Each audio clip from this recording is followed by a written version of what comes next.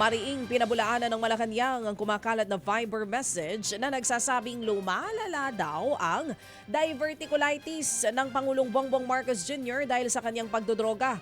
Base po sa pinapakalat na mensahe, nagkaroon na raw ng cease ng Pangulo na po pwedeng maging life-threatening kung hindi agad ito maaaksyonan. Ito rin daw ang dahilan kung bakit hindi niya magawa ang kanyang tungkulin. Pero itinanggi po ito ng Malacanang. Ang hirit ni Palace Press Officer Attorney Claire Castro kung galing ito sa isang unknown number, ibig sabihin ay unknown din ang source nito. Kaya malinaw na gumagawa lamang ito ng storya at hindi dapat paniwalaan. Una nang sinabi ng palasyo na hinay-hinay lang naman ang bili ng mga doktor kay Pangulong Marcos Jr. kaya nakakadalo pa rin siya sa ilang aktibidad sa palasyo. Pero hindi na raw kailangan na maglabas pa ng medical bulletin. Sa iba pang balita ay sinusulong po na palawigin palalo ang suspension ni Cavite 4th District Representative Kiko Barzaga. Bukas January 30 matatapos po ang unang ipinataw na 60-day suspension ng Kamara kay Barzaga. Pero sa ngayon, gusto ulit ipasuspinde ni Manila 2nd District Representative Rolando Valeriano ang batang kongresista. Isa sa ipinunto ni Valeriano ang Facebook post ni Barzaga na inaakusahan ng National Unity Party o NUP na tumanggap daw ng suhol mula po sa negosyanteng si Enrique Razon. Ang suhol daw na yan ay para suportahan daw ang speakership noon ni Leyte 1st District Representative Martin Romualdez.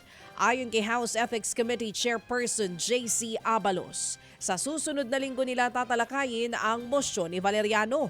Anya, pag-aaralan pa ng komite ang merits ng reklamo at depende rin ito sa ilalabas na rekomendasyon ng komite sa plenaryo. Magsasagawa rin ulit ng mga pagdinig ang Ethics Committee para i-assess ang asal ni Barzaga noong siya ay suspendido.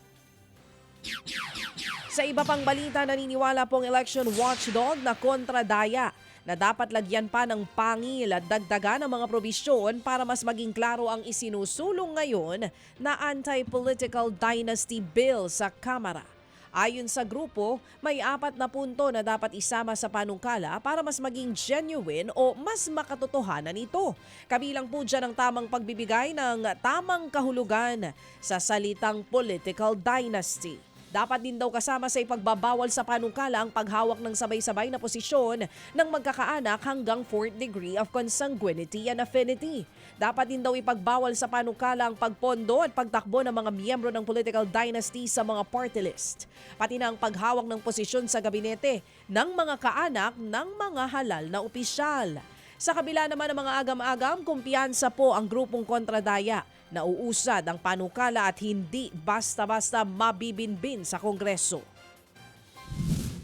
Kaibahan dito, DJ Chacha, unlike in the past, ngayon we have the remarks of the President and the current House Speaker saying na priority nila yung anti-political dynasty law. Siyempre yung pagtingin ng ibang mga tao, maglalabas sila malamang ng isang watered-down version. On paper, anti-political dynasty, pero in essence, it will be pro-political dynasty. Posibleng mangyari yon, don't get me wrong. Pero with public pressure on hand, with both of you na parating maingay, mas maingay pa kesa sa kontradaya, sa usaping ito, tingin ko public pressure works wonders. Yan nga po ang tinig ni Kontradaya Convener Professor Danilo Araw. Mga kapatid, brothers and sisters, saan ka pa? Dito na tayo sa totoo. Dito na tayo sa True FM. Mga kapatid, mag-subscribe and follow po kayo sa social media accounts ng True Network PH. Yan po kami, hanapin nyo lang True Network PH, Facebook, Instagram, YouTube, TikTok, and podcast. Mapa Apple or Spotify man yan, mahahanap nyo kami. Lahat ng mga napapanood at napapakinggan nyo po sa programa, nasa social media accounts namin yan. So paano mga kapatid? See you sa social media!